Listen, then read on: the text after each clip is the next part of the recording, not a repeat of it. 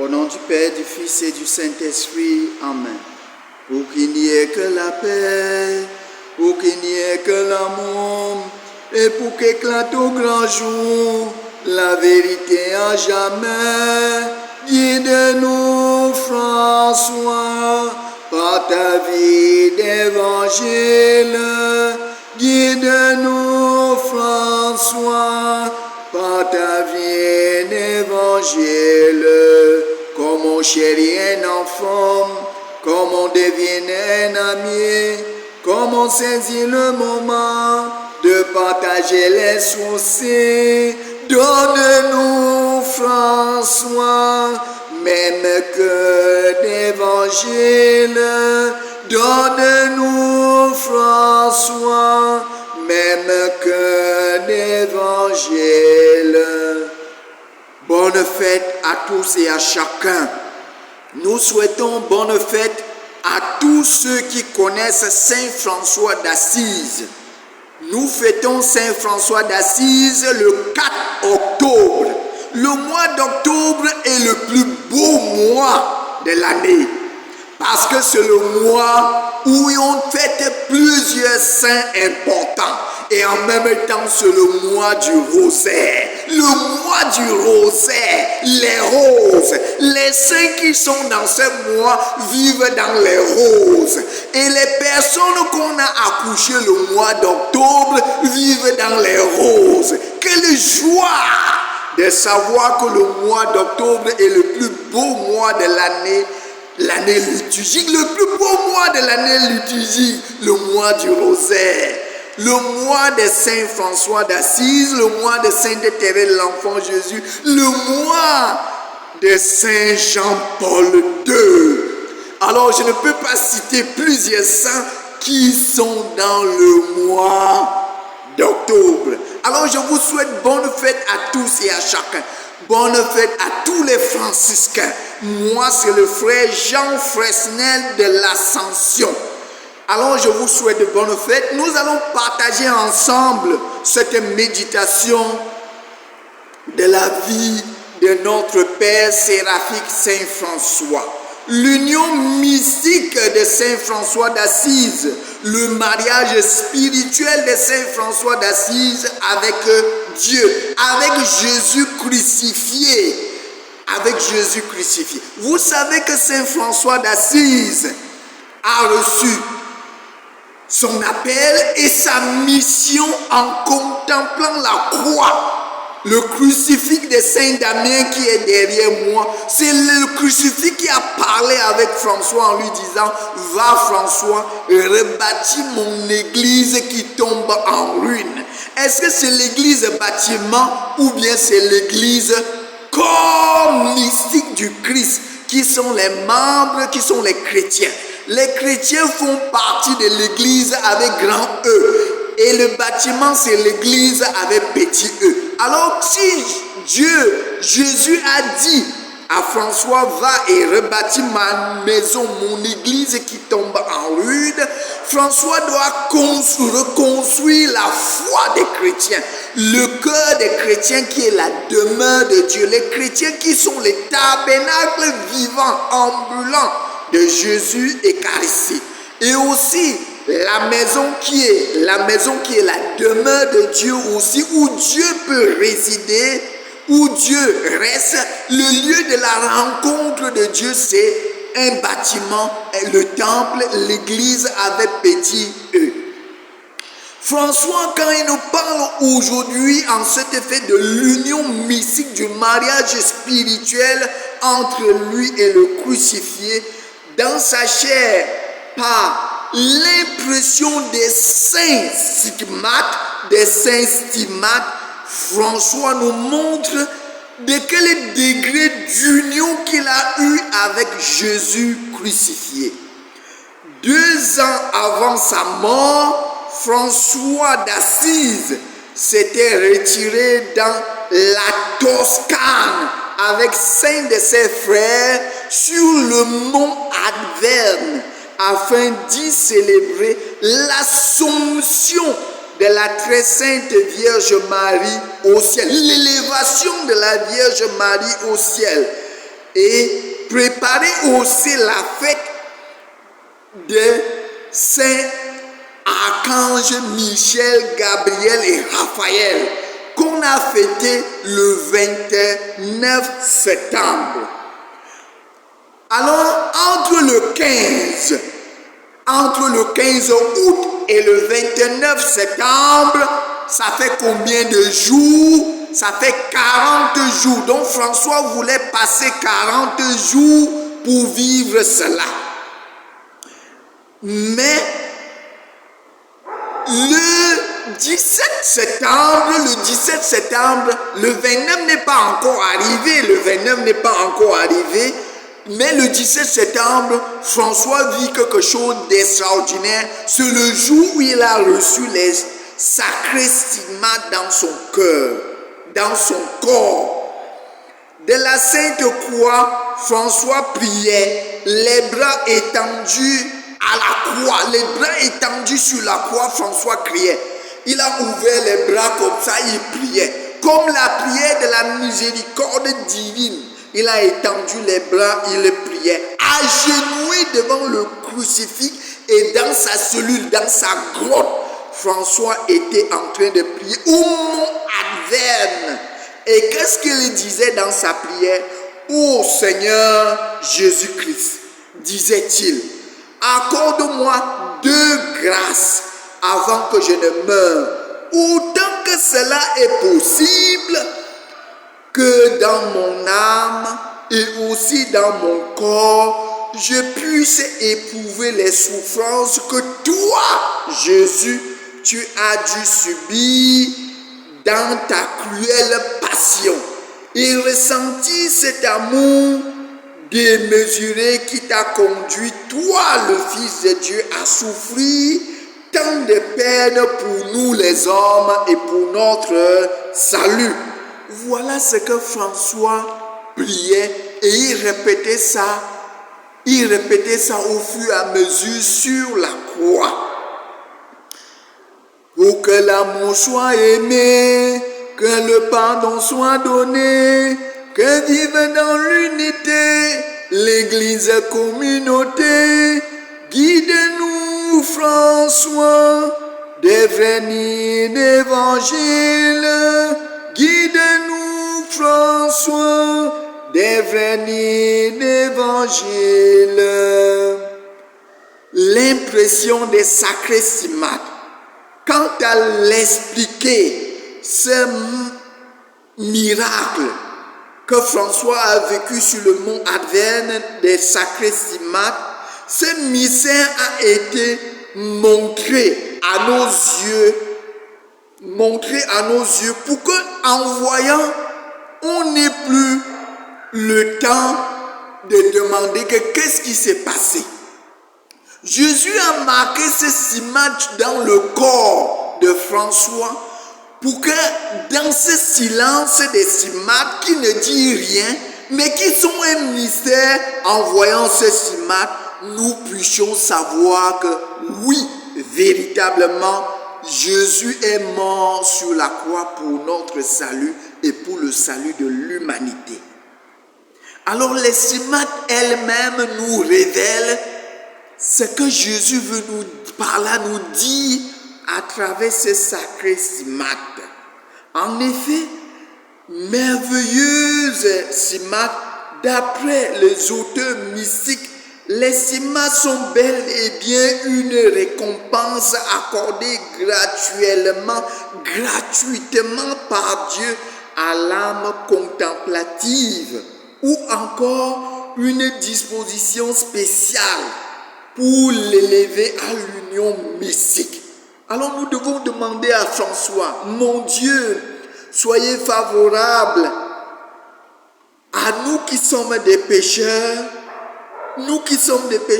par le mérite de ces saints stigmates de François, accorde-nous la grâce d'être pardonnés pour tous nos péchés, de tous nos endurcissements, de tous nos haines, de tous nos jalousies, que nous puissions être libérés.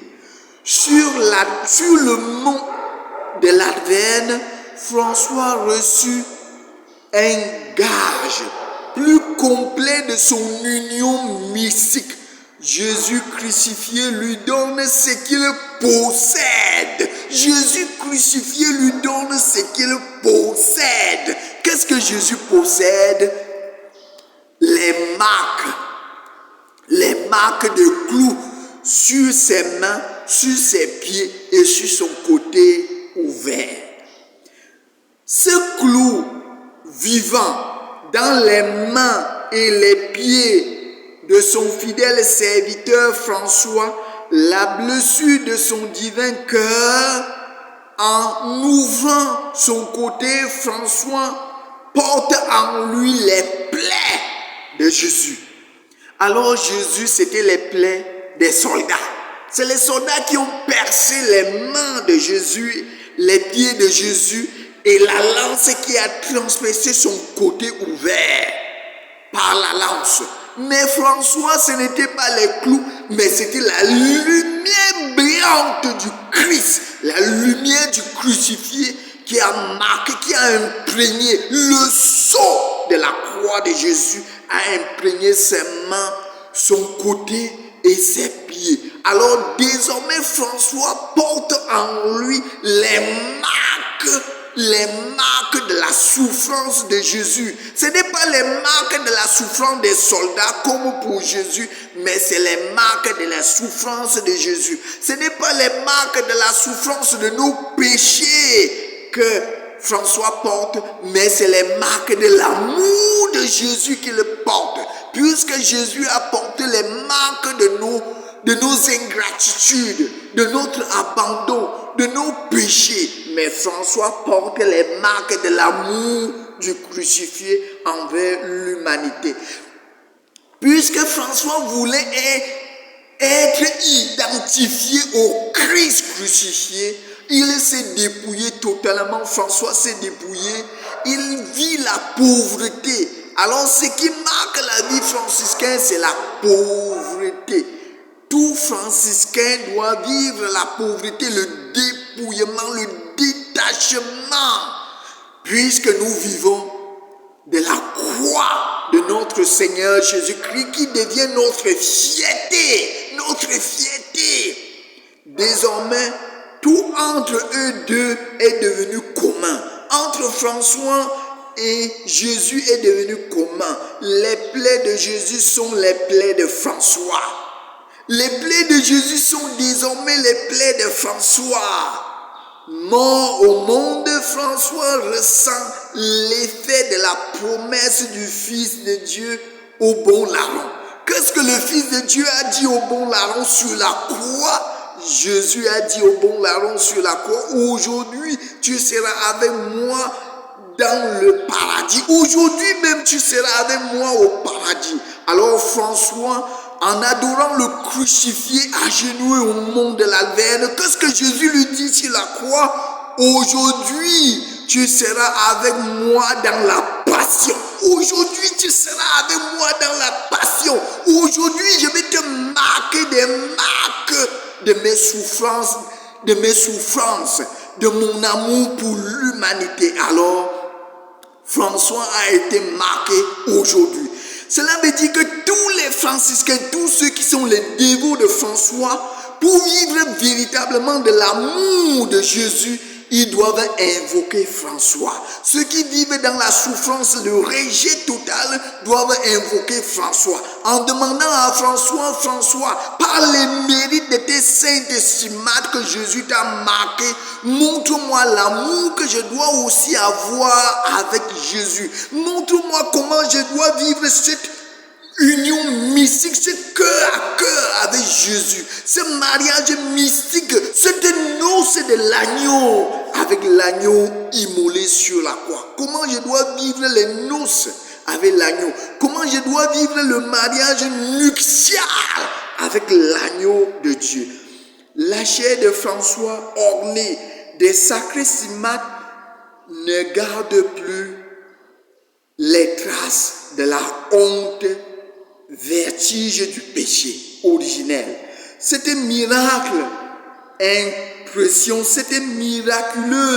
impression des stigmates du Sauveur mit le sceau la chasteté de François, à l'obéissance de François à Jésus et à l'amour de François. Alors voilà les trois vœux que François vit. Vit la chasteté avec Jésus par ce mariage mystique.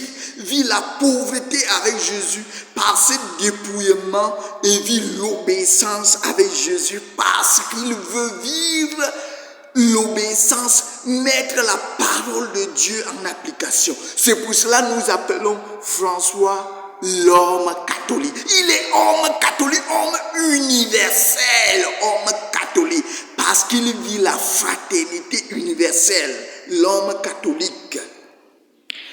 Alors avec François, nous voyons vraiment que si Jésus a fait de François une communication des propriétés de sa divine chair crucifiée, les divines plaies consumaient en lui ce qui restait du vieil homme. L'harmonie originelle entre le corps et l'âme était parfaitement rétablie. L'harmonie entre François et le chrétien et le consacré était unis. Mes frères, quel saint a été marqué plus expressément que François du sceau du Dieu vivant? Alors mes frères et sœurs, au mont de l'Alverne, François reçut quoi? La loi de l'amour. Et au mont Sinaï, Moïse reçut quoi? Les 10 paroles, les 10 dabars, les 10 commandements. Et Moïse est descendu de la montagne du mont Sinaï avec les 10 commandements écrits sur une tablette. Écrits sur une tablette de pierre. Et François sur le mont de l'Alverne descendit de la montagne aussi avec quelque chose écrit. Les lois de l'amour du Christ écrites sur son corps. Ce n'est plus. Alors Dieu va dire, je n'inscrirai plus la loi sur les tablettes, mais dans leur corps, dans leur cœur. Alors François a reçu la loi de Jésus, l'amour de Jésus imprimé dans son corps. Et François nous présente son corps devient les commandements, les lois d'amour, les 10, ce n'est plus les 10 d'abord, ce sont les 5 plaies, les 5 amours. Et le nom de Jésus a 5 lettres. Le mot amour a 5 lettres. Voilà ce que François porte en lui. François porte en lui quoi? Les marques de l'amour du crucifié envers l'humanité. C'est ça qui descend aussi de la montagne, le mont Alverne, comme Moïse est descendu de la montagne du Sinaï. Dans le cœur de François se trouve l'incendie de l'amour qui dévore, lui révèle quel genre de martyre il devait subir, celui de l'amour séraphique qui le lie corps et âme à la croix de Jésus et fusionne son cœur avec le cœur de l'amour du crucifié. Avec les rayons de lumière, Jésus crucifié ouvre une plaie brillante dans son côté ouvert et François porte en lui une lumière violente de l'incendie de l'amour pour les choses célestes. Nous devons être des séraphins, nous qui sommes les franciscains, et tout chrétien doit être un séraphin. Comme François est le séraphique, nous devons être des séraphins crucifiés par l'amour, appelés à l'ordre franciscain, à l'ordre séraphique. C'est pour nous une nouvelle obligation de nous attacher spécialement à la pratique de l'amour divin.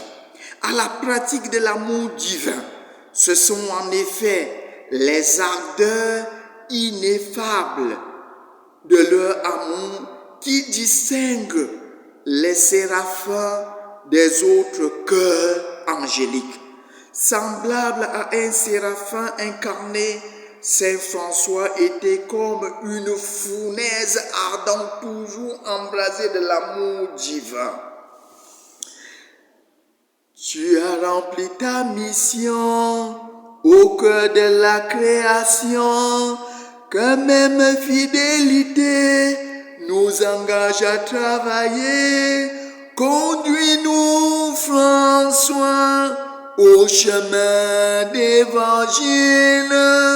Conduis-nous, François, au chemin de l'évangile. Fort de l'Esprit du Seigneur, plein de zèle et de ferveur, tu reçois la vocation de rebâtir sa maison.